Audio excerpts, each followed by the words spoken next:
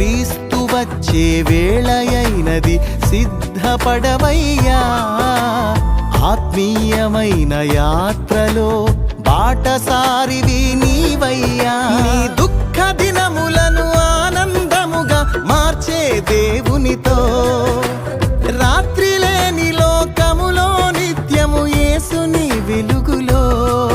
నీ దుఃఖ దినములను ఆనందముతో మార్చే దేవునితో, రాత్రి లేని లోకములో నిత్యము యేసుని వెలుగులో.